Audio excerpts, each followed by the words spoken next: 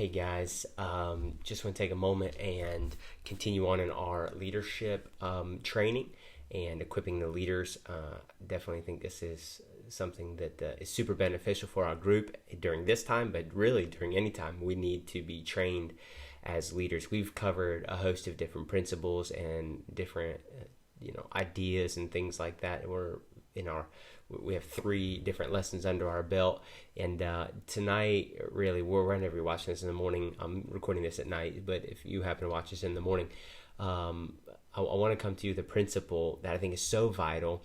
It's called the potluck principle. Now, this is a principle that I made up, but I think it's so uniquely true and so imperative that we understand it and that we know it and that we get this principle. Because I think a lot of people miss this principle, a lot of leadership groups miss this principle, and a lot of churches miss this principle. And in doing so, they really set themselves back, and they don't set themselves up for growth, and they definitely don't set themselves up for any sort of expansion. And so they stagnate, they stay the same, or even worse, they regress. The potluck principle resembles a potluck. What's a potluck? It's when you're going to bring the best dish that you make to the table for people to eat, right? That's a potluck. You're not going to bring to a potluck a dish that you're not that good at making. You're not going to bring to a potluck something that you've never even made before. You are going to bring, a family recipe that's been in the family for some time, and you know how to knock it out of the park, and you make the best, whatever it might be, peach cobbler, pumpkin pie, or mashed potatoes, or cheesy, tomato or potatoes, or whatever it might be, whatever you might make, fried chicken, whatever it is that you bring to the potluck, you are really good at it, and you bring it to the table because you're really good at it. Right? That's the principle, is that we should be uniquely good at certain things that we bring to the table. And when we enter into like student ministry, for instance, that we should be uniquely geared to bring something to the table of student leadership that is unique and beneficial for that specific context. And I know that student leadership is we might say, well, it's just student leadership, but we are training the next generation, and we are creating a core group of leaders. And we are tackling, we are tackling more things than just student ministry. We are having a community impact that will lead to, I believe, a global impact as we impact others around us. We are setting the example for the students around us, and we are leading the next generation. So we have a vital role that we play. And so it's vital we get this. I think too many times in churches, and you know this, you could probably even draw instances to your mind, but too many times in churches, specifically in a church setting, we end up really putting people in positions just because they're there, the timing worked out, they happen to be free during that time, whatever it might be, rather than looking at the specific gifts and abilities and natural abilities, spiritual abilities, and maturity that somebody brings to the table in that specific instance. And so what tends to happen is people hold certain positions just because they hold those positions, and they hold them for so long that nobody really questions why they hold that position. And so you end up getting somebody that is sitting at some sort of a table, whatever type of leadership table that might be, and they don't really bring anything uniquely distinct. They don't bring anything uniquely good, the best recipe, so to speak, to the table. And this is evidence, if you've ever been in a conversation, this has happened to me, and I'm sure it's happened to you, where you're sitting in a conversation with somebody, or you're in talks with somebody, and they are in charge, or they lead something, whatever, a ministry, or whatever it might be, and the ideas and the thoughts and the visionary aspect of it that they are, quote-unquote, supposed to bring to the table as a representation of that ministry, that their thoughts, their visionary, their actions, all of those things are just as good as what you could bring to the table. It's not anything great. You've not exceeded any phenomenal expectation. It's just as good as what you would bring to the table.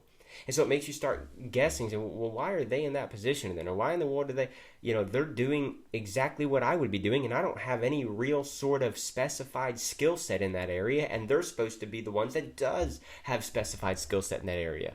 That's the principle of the potluck, is that we are expecting people, leaders, to have a unique and specific ability in the sphere of influence that they influence, to bring something to the table that is worthwhile, beneficial, and a good thing. And so we must equip and gear ourselves to be able to bring something good to the table. And this is not just a church concept. This goes for work and everything. If you've been any sort of management at work, hiring ability, or you've seen your company do it, they go to a resume. They don't just kind of shoot in the dark and say, well, this person's available from 9 to 5, Monday through Friday. Let's just choose them. No, they specifically look for somebody with a skill set that will benefit that sphere of influence. They're going to look for somebody who brings the best to the table in that specific context.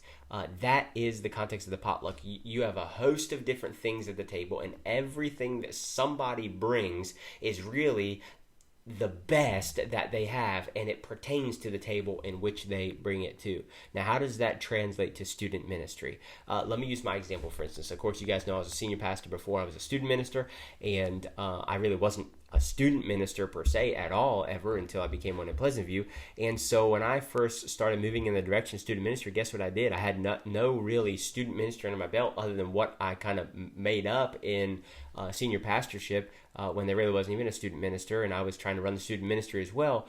And so I started to learn. I started to grow in the specific context of student ministry, reading articles, reading books, getting statistics, looking up different things that could help in student ministry, following certain people on social media, certain student ministry influencers, and really looking into the ideas and concepts and all those things, as well as the theological implications and backgrounds, of course, that. But I'm saying I started to hone in my abilities in the church at large, senior pastorship, the ability to lead, but then specifically in student ministry. Why? Because I was expected to bring to the table something different, something sharp, something influential, something visionary that nobody else would bring to the table. That's why I had that position, right? And that's really what we need to have in our student body. You guys all come together and bring something uniquely designed for our student ministry. And whether that is you have a lot of student experience, or maybe it is like I think of Miss Val, who leads the choir, the student choir, or maybe you're good at softball, the Bellatos, or maybe whatever it might be. You're a coach. You're used to dealing with teams. You have a bunch of teams. Whatever it might be. What do you bring to the table? Right? I think of Missy, who shares a story. She didn't really know what she brought to the table after I challenged originally on this when I first got here. And then all of a sudden, she knew that food was her niche. That's what she brings to the table. That's her potluck dish. When she comes to the table of student ministry, she knows I come at large in student ministry, but in specific, this is my area. This is where I fit. And you might want to fit differently. You might desire to fit uniquely elsewhere in the student ministry, or whatever it might be. Or maybe you look at yourself and say, well, I'm not really that sufficient in bringing something unique. I kind of just bring myself and general knowledge, but there's really not anything specific that I'm bringing to the table. That's okay. Listen, you can grow in that. When you identify that, you grow in that.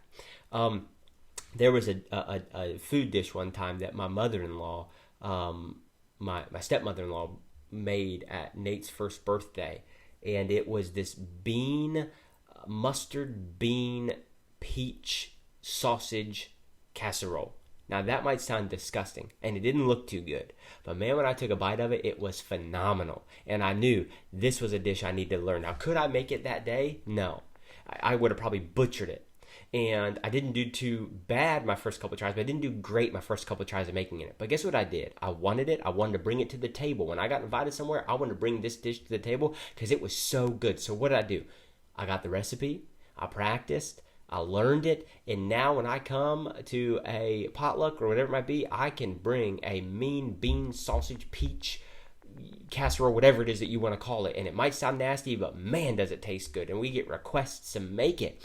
It was something I didn't originally have, but I brought it to the table by honing my abilities around it and learning things that I didn't know, using the law of the process to be able to bring something uniquely to the table. During this time, I want to challenge you about this potluck principle. What can you uniquely bring to the table in student ministry? What are the passions? What are the burdens on your heart? What are the thoughts in your head? What are your conversations with God? What is your physical skill set? What is your emotional skill set? Start honing in those abilities and say, God, what do I uniquely bring to the table? And maybe I need to learn something else, or maybe I need to grow in certain areas. But it is vital. God has blessed you. I really believe this. As part of student ministry, you're here listening to this. God has blessed you uniquely to be a partaker of this ministry. And now we need to hone in as good leaders what it is we bring to the table, so that when we sit around the table, we might have a mesh of dishes, but they're all good dishes, they're complementary, and they make a full course meal. And that's the principle of the potluck. So I want you to think on that. What do I bring to the table? What's uniquely good? I can make a bunch of dishes, but what is my dish that I bring to the table? All right, I want you to stew on that, I want you to think on that, I want you to pray on that, and be blessed by that. Because if we do that, I really think we go to the next level in our leadership. God bless, guys.